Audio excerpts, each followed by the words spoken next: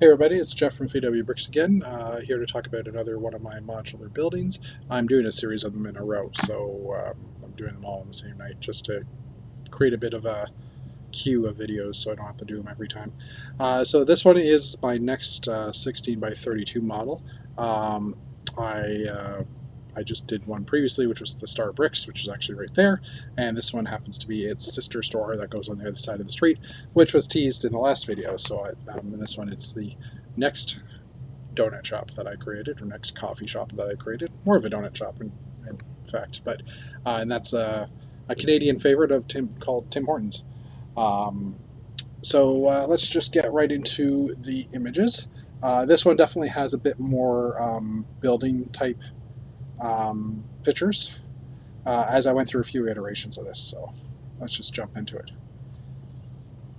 All right, so here we have my very first image of this building. This was taken in early January, so I finished building the Starbucks. A few days later, I built a Tim Hortons.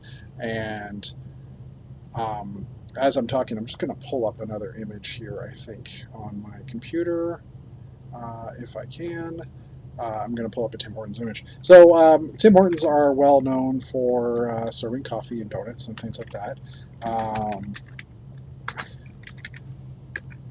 But they also have a unique look and feel. At least the current versions of them do.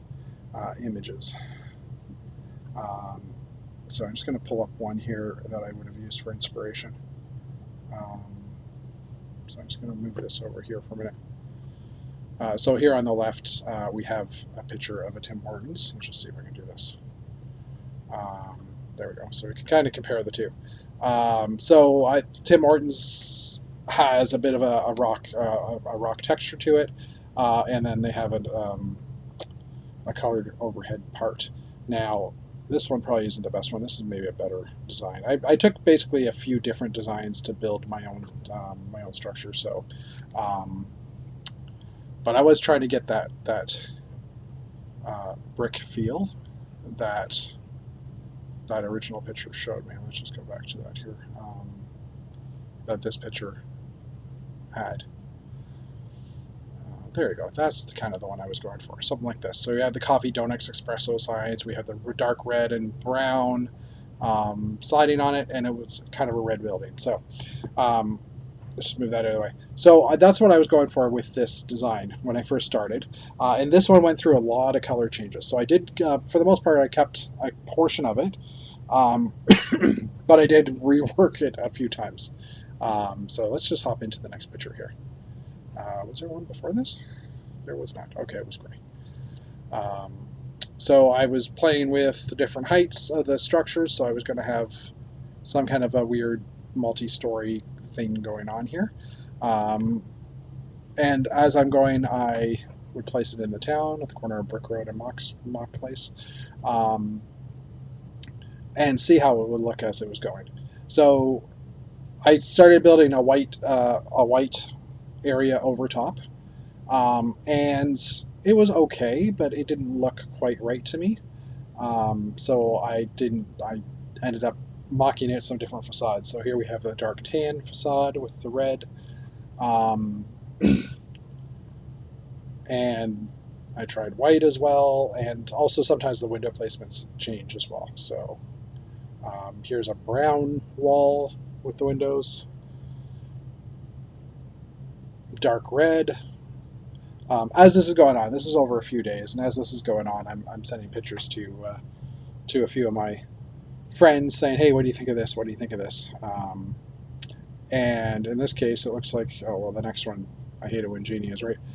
So at this point, I'd talked to Janie, one of my good buds, and she suggested to not use the dark red. So I went over to a dark tan, which is what I actually ended up going with. Just a straight dark tan, not a brick pattern, but a straight dark tan with kind of like a master bedroom type area over here, or a larger living area here, and then a 2-floor apartment kind of above. Once I had that done, I started working on stickers, and I realized really quickly that, well, the Tim Hortons logo doesn't really work well on a wall like this. Whoops. And I got the stickers for the coffee shop and that around here. So I ended up switching it over to be on an actual tan plate, like an actual sign. So this is where it does differ a little bit from the original Tim Hortons because, as you saw, because the wording sticks out, the Tim Hortons kind of easily does, or is very legible. But in that last picture, it was not very legible at all. So that's why I switched over to a tan. So I did ruin a sticker doing this, but again, I didn't mind because I was printing them anyhow. So I also added another fun secret in here, and that's the Timmy's logo, which is our nickname for Tim Hortons. Let's get the better picture. Which basically this Tim Hortons sign removes, flips over, and it gives us a Timmy's logo. Now, Timmy's, like I said, is our nickname for Tim Hortons, but it's also a theme from, or a character from a theme from the early 90s called Time Travelers. I think it was Time Crusaders, something like that, where there was a character called Timmy, and he had a green shirt on his torso. I just pulled a fig off my display. He had his green shirt, green logo T on his shirt, and that was his face. And he was a character that I got way too many of from in garage sales and that as I got older. So as I started buying garage sale Lego type stuff, so he was always a character I hated. I always hated getting more Timmys. But Timmy's is a running joke kind of with this, so that's why it has it.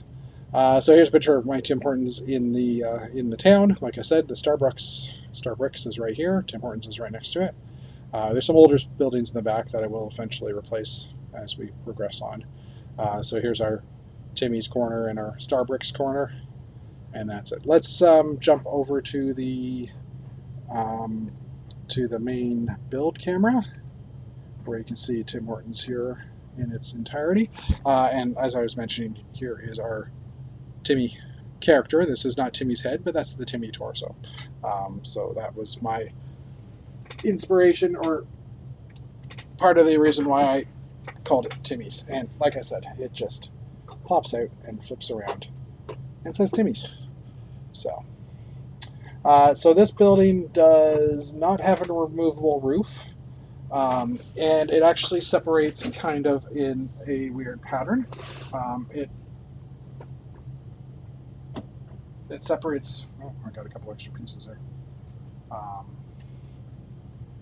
Back right there. So this kind of is an L shape, and you can see here there's a gap in the wall, and that wall continues here, and that was just structurally to keep everything together. So again, another building with nothing inside really, other than there's some robot arms here just to hold these lamps in place. And when I pack this module, when I pack this in the box, I do push these lamps in to give me a little bit more space. So I always have to remember to take them out. This is another building that does extend beyond the wall, the area, the limit of, let's go down a bit here. It does extend beyond the edge of the base plate, but that's not too big of a deal in this case, at least. There's also a lot of weird snot work going on in here due to trying to make things work and look correct. So I had some challenges with trying to get all this stuff to line up nicely and to actually look nice when it was all together. So we'll give the building a spin. So here we have the front of the shop, which does have all the words that were on the Tim Hortons side: coffee, baguettes, croissants, pie. And that's what it says across the board. And this one also did do the flip for Timmy's and Tim Hortons, and there's some offsetting as well going on in this module. That's why there's a bit of a gap there, because this is a half stud offset, and this is a half stud offset, and I need to put a wall behind it, so I had a bit of a gap in there. And then from the back, again, similar situation where I have a black back wall. Another building butts right up against this, so that wasn't really an issue for this one. I think that's about it. Another short video. Still hoping that LEGO releases some dark brown 1x1 tiles. I need a few of them, and I don't have them because they don't make them. I need at least 3 at the looks of it. And so one day, hopefully, they will create some dark brown 1x1 tiles. Anyway, I hope you enjoyed that video. I will say goodbye for now, and we'll catch you on the next one.